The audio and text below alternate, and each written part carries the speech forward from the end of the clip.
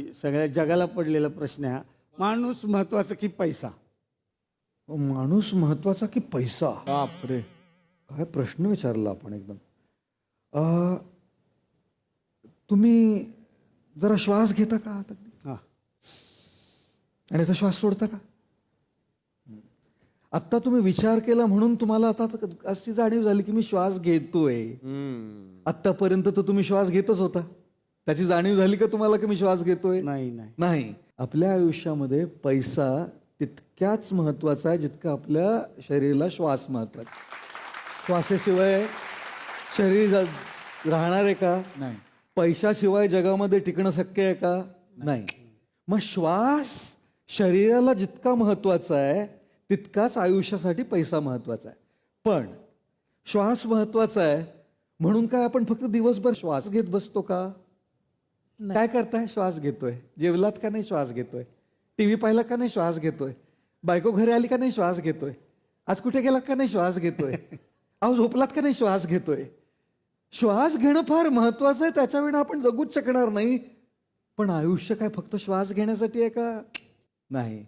म्हणून आपण जेवतो, टीव्ही पाहतो, परिवार असतो, आपल्या एक जबाबदाऱ्या असतात. म्हणून पैसा जितका महत्वाचा आहे ना तितकंच माणसं, आपल्या आयुष्य, आपले पर्सनल आयुष्य ते देखील तितक्याच महत्वाचं आहे.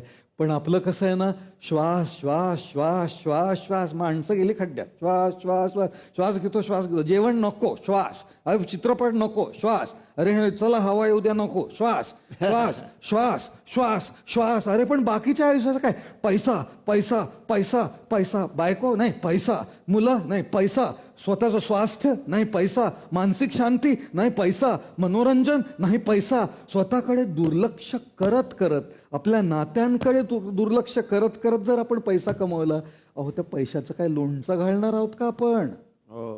काय लोणचं घालणार आहोत का? ते पैसे कशासाठी आहेत? सुखाच्या अनुभवासाठी आहेत ना. आणि सुख कशामध्ये येतं? गाडीने नाही येत सुख. त्या गाडीमध्ये कोण बसलंय आणि त्यांच्याबरोबर जो आपण प्रवास करतो त्या प्रवासामध्ये सुख आहे. पण गाडीच्या मागे लागता लागता आपण तो प्रवास विसरतो. फोनमध्ये नाहीये ते सुख. त्या फोनामध्ये नाहीये ते सुख. त्या फोनवर आपण कोणाशी संभाषण करतो, काय बोलतो, त्याच्यामध्ये सुख. पण फोनच्या मागे लागता लागता ते संभाषण विसरतो आपण. त्या घरामध्ये नाहीये ते सुख. विटांचं आहे ते घर. फर्निचर आणि विटांनी केलेलं घर आहे ते. पैसे काय करता? फक्त ते घर आणून देऊ शकतो त्याला.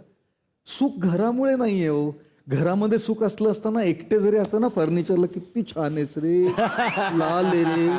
फर्निचर मध्ये असतं सुख आणि विटांच्या घरामध्ये असलं असतं तर सगळे एकटे राहणारे अगदी सुखी राहिले असते ना. खरंय.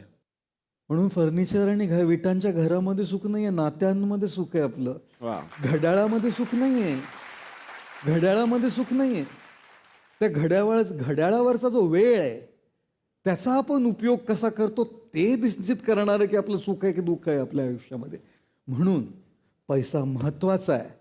पण त्या पैशांबरोबर आपलं स्वतःचं आरोग्य, शारीरिक मानसिक आरोग्य, आपली नाती, आपली माणसं, आपले मित्र, आपलं आयुष्य हे देखील फार महत्वाचं आहे. आणि हा बॅलन्स शोधणं ह्यालाच आयुष्य म्हणतात.